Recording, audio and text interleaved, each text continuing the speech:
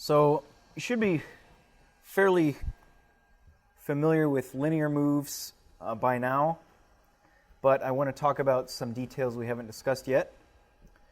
So whenever you modify TA, the value gets stored in chordx.ta, and if you haven't specified a TA for your motion program, the motion program will use the current value of chordx.ta. Same thing for TD and TS. And then when you modify F for a feed rate, the feed rate you specify will get set as negative F in chordx.tm. So if I write F10, chordx.tm will become negative 10. If I instead specified a TM, that would get stored in chordx.tm as a positive value. And you can enable segmentation time with chordx.segMoveTime. This is necessary if you're using inverse kinematics, if you want to blend a linear move with a circle move, or if you want to use circle moves at all. And you must use it if you are using special look ahead, which is a different feature you'll learn about in the advanced section of the class.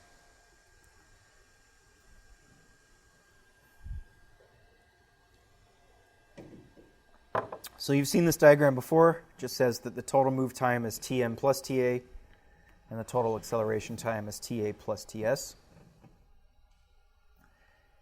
Now, regardless of the Ta, Ts, Tm, F settings that you specified in your motion program, the actual velocity profile will be under the constraints of these safety parameters that you specify external to the program. So these will basically clamp the speeds and accelerations and jerks for safety reasons. The maximum program velocity is motor x.max speed. Maximum program acceleration and deceleration are in inv A max and inv D max, respectively. And the maximum programmed jerk is in inv J max. And keep in mind that these are in inverse units, so accelerations are milliseconds squared per motor unit, and jerk is in milliseconds cubed per motor unit. So you can just use the same technique that I showed you earlier, where you flip the value before programming it into the parameter.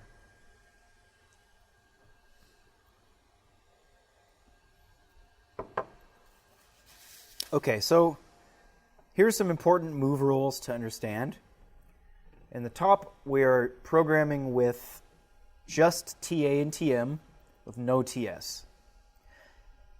In the left diagram, if you have TM greater than TA, the total move time is Tm plus Ta, like I said. If Tm is equal to Ta, then you only have acceleration and deceleration. So the total move time is just 2 times Ta. You can see that graphically. And if the same thing is if Tm is less than Ta, you only have a total time of 2 times Ta. Now, if you're using Ta and Ts, the total acceleration time will change a little bit depending on the amount of Ta and Ts. So on the left, if Ta is greater than 2 Ts, then your total acceleration time is just Ta plus Ts. If Ta is equal to 2 Ts, your total acceleration time will be Ta plus Ts. And then if Ta is less than Ts, then the total acceleration time will just be 2 Ts, and you only have 2 S-curve portions, like that.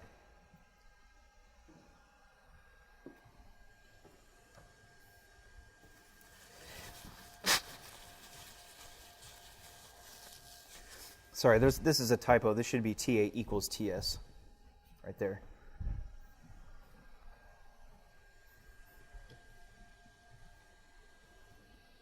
And then if you have Tm, Ta, and Td, your total move time will be Tm plus quantity Ta plus Td over 2. All right, so let's talk about blending. Sequential linear, circular, and Pvt moves will be blended together in general to make them connect smoothly. They won't blend if you separate moves by a dwell, if you violate the jump back rule, if you use a goto, or if you intentionally turn off blending with cordex.noblend equals 1. So if you're not blending, and for example you're doing a sharp corner in the XY plane, it would look like this, where actually you move to the corner and stop, and then you go down to the x-axis. If you are blending, the motors will not stop, but they will blend to the inside of the sharp corner to create continuous motion.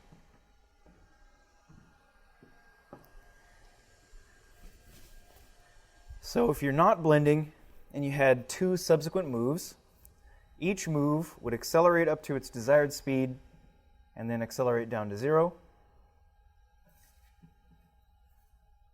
If you are blending, the deceleration portion of the first move will be deleted, and it will execute, or it will accelerate up to the second move's desired speed before decelerating. So the total time is actually going to be smaller than in the non-blending case. When you're not blending, the total move time will be Tm of the first move plus Tm of the second move plus 2 times Ta, assuming Ta is constant for both moves. If you do blend, the total move time will be 1 Ta less, so Tm1 plus Tm2 plus Ta.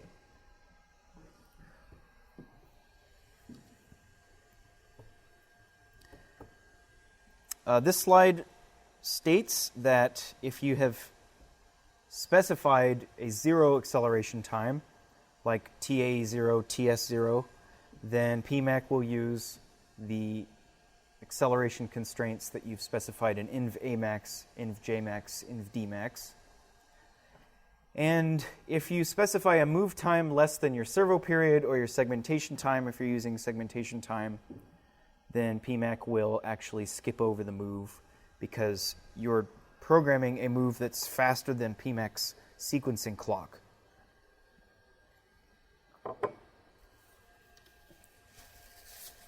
So circular move mode can be used in the Cartesian coordinates.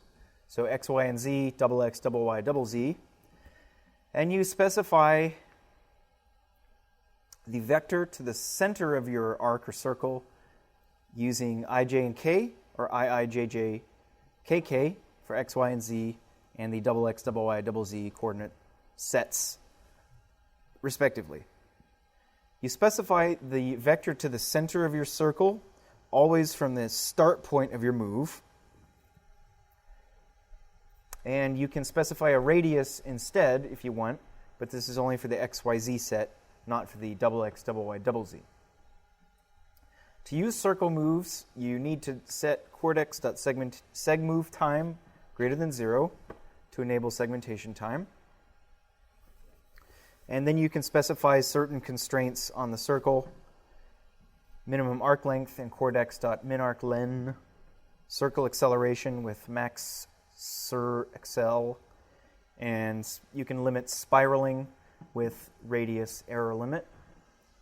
Just note that those exist. You can look them up in the manual. We won't go into great detail on those. So to define the plane of interpolation, for example, if you want to cut on the xy plane or the xz plane or whatever, you use the normal command and then specify the vector normal to the plane using ij and k. You specify your endpoint in either absolute or incremental mode. You can specify that with abs or inc, respectively. Your center point is always incremental with reference to starting point, and you indicate it with ij and k, like I mentioned before. and then you specify the direction of rotation for your circle with the circle 1 or circle 2 command for clockwise and counterclockwise respectively in the XYZ Cartesian set, and circle 3 and circle 4 for clockwise and counterclockwise respectively in the XX, YY, ZZ Cartesian set. And then your circle command will look like XYZ IJK with values after each letter. If you want to specify the center point, or XYZR if you want to specify a radius. So let's look at some examples of that to make it more clear. But first, here's some examples of common normal vectors. This one is showing clockwise in XY plane, so it's normal K1. Clockwise in the XZ plane is normal J1, and clockwise in the YZ plane is normal I1. You can also create a tilted plane. For example, if you wanted to take the XY plane and just rotate it 30 degrees, you could run this vector through a 3D transformation matrix and then just write the result in the IJK vectors, and then you can make your circle in an arbitrary position.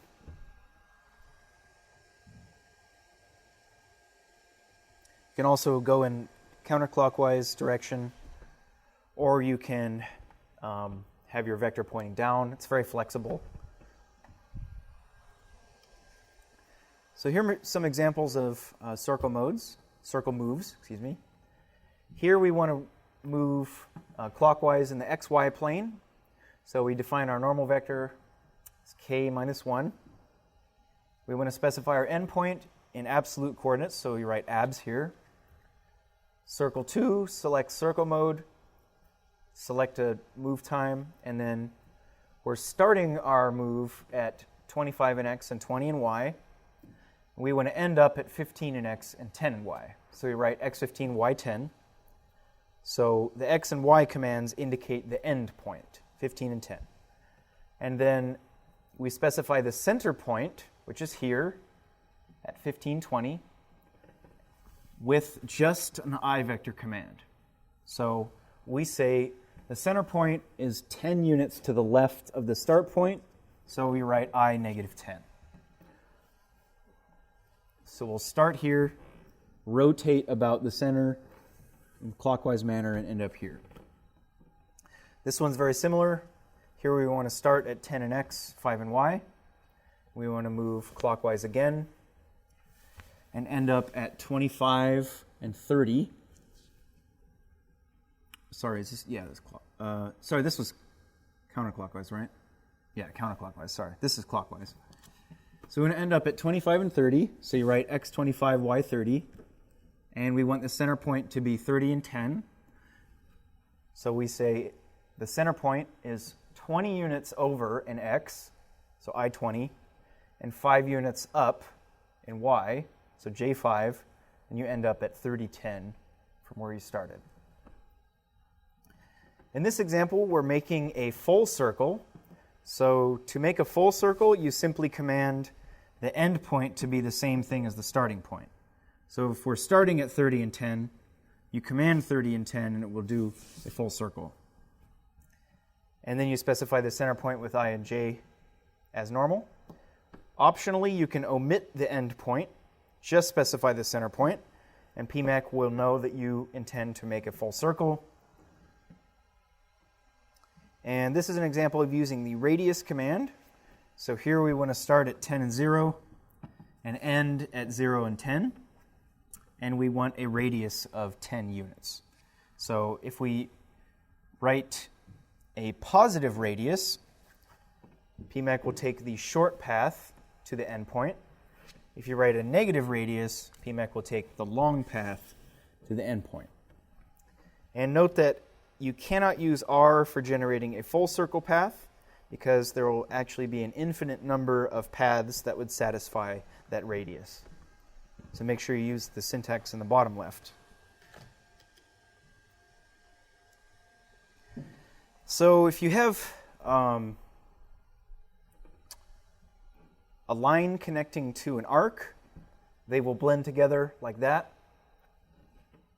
And if you have two arcs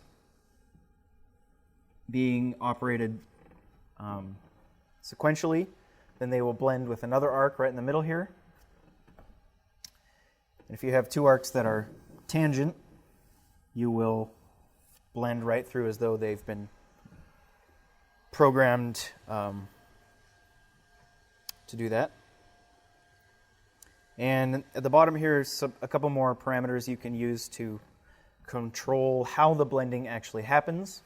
You can specify the size of a corner before blending, like here, and radius of a corner and that sort of thing. We won't go into great detail because there's a lot of those parameters. You could look those up in the manual later if you're interested. So a rapid move, like I said, is just a jog move, but you specify it in axis letters. So you can jog X instead of jog motor 1. You can do this from a PLC or a motion program. If you do this from a PLC, you need to actually set that PLC to the coordinate system you want to be involved in the jog. So you do that with ldata.coord, set that equal to 1 for coordinate system 1, for example. Now, this is a new safety feature in PowerPMac. If you issue a rapid move from a PLC, even while a motion program is executing, the rapid move will take over. This is, for example, if you have a PLC monitoring collision detection and you see that there's a potential problem about to happen, you can have the PLC take over and move the axes out of the way to prevent a problem. This is called altered destination. You can also do programmed trigger moves with rapids. So in this example, we do x1000 caret -30. Caret indicates we want to do a triggered move. So PMAC will try to do the x1000. If it doesn't see a trigger, it will finish the move. If it does see a trigger, it will back up 30 behind where it found the trigger, just like a triggered jog move or a homing move that Alex explained to you yesterday.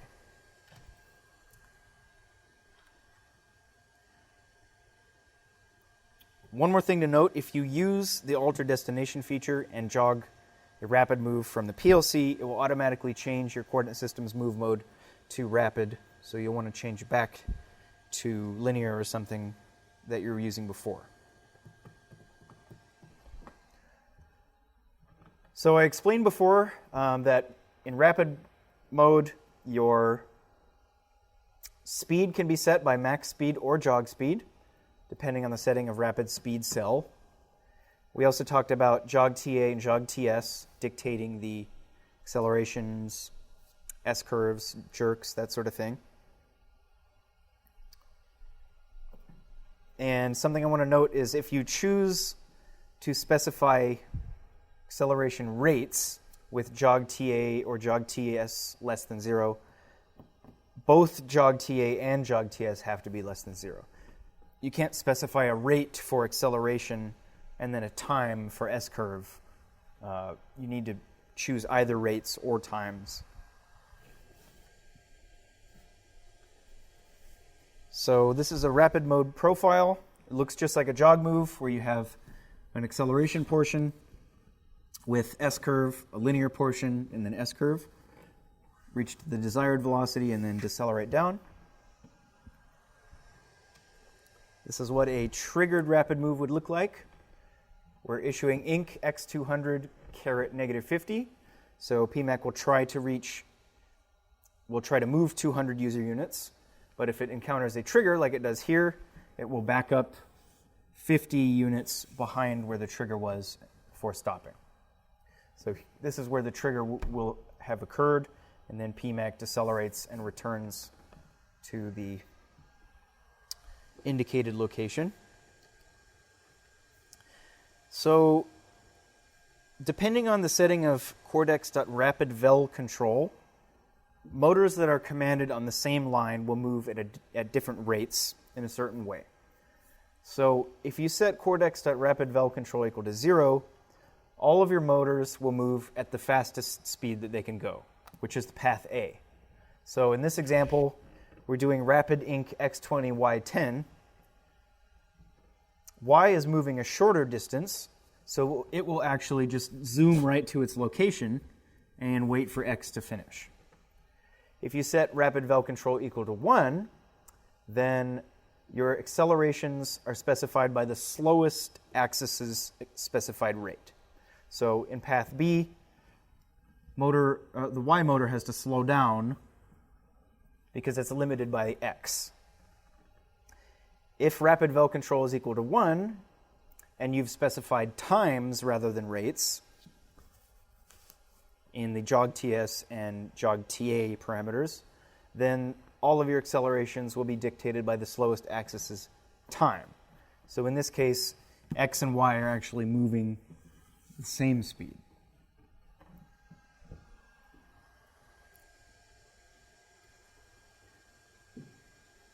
So let's talk about spline mode. Spline moves provide a cubic B-spline. So it's cubic in terms of position versus time. And this guarantees that your position, velocity, and acceleration are all continuous at your move boundaries. So it's really nice for specifically telescope applications that cannot tolerate any sort of discontinuities in the motion or any other motion that requires absolute smoothness. You want to use spline. And a spline move comprises 3 segments of time duration. To set all the segments of each move, all 3 segments the same, you issue spline and then the time in milliseconds.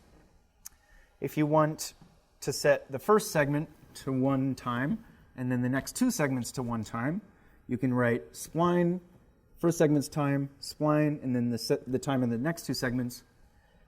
You can also set the segment times, all 3 of them different, by issuing spline, first segment time, spline, second segment time, spline, third segment time. And you can change these on the fly if you want. So this is what a spline move will look like, assuming that you have set the time in each segment the same. So you have 3 parts all occupying the same amount of time. And then the trajectory is very smooth, cuboidal in velocity. And if you have multiple spline moves together, they will blend together and form what looks like one larger spline move of the same amount of time. It's not the same amount of time, actually. It functions kind of like linear, where it'll truncate the deceleration portion and then blend right into the next spline move.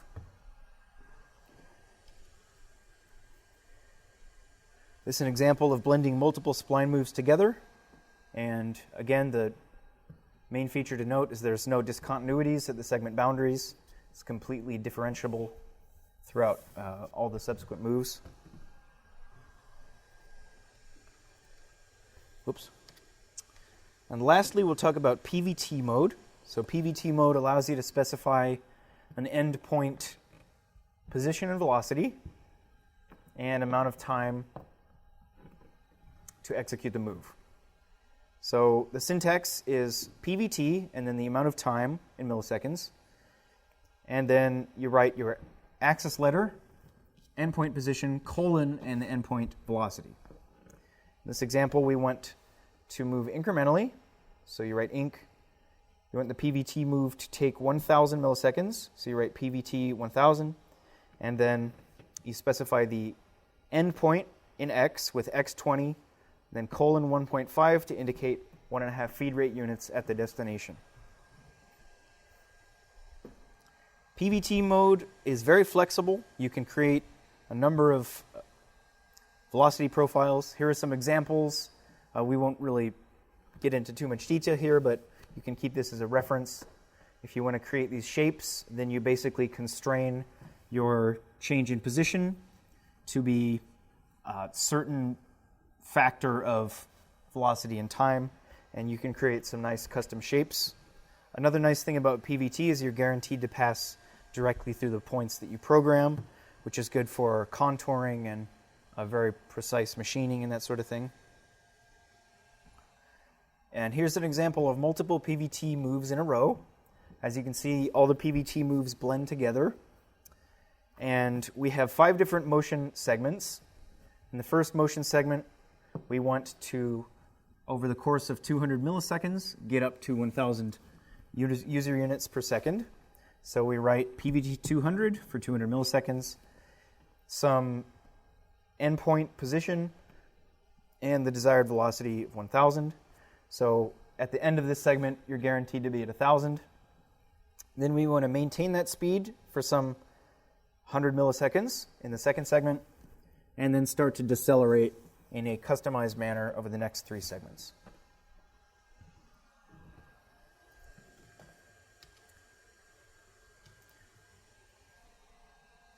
So note that you can actually blend between linear, circle, and PVT.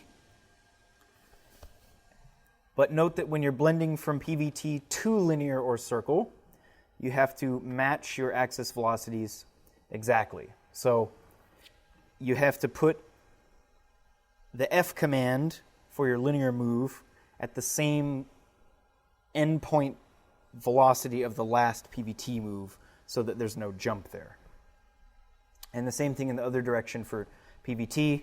You set the velocity of your upcoming PBT move at the same value used for F of the linear move. And you have to use segmentation time for blending between these move modes. And this is an example of using both PVT and linear. We use PVT to accelerate up to a certain speed, which is 30 user units. Then select linear mode with F30. So you make sure that they're the same velocities. And we maintain that speed for a little bit and then decelerate down using a PVT move.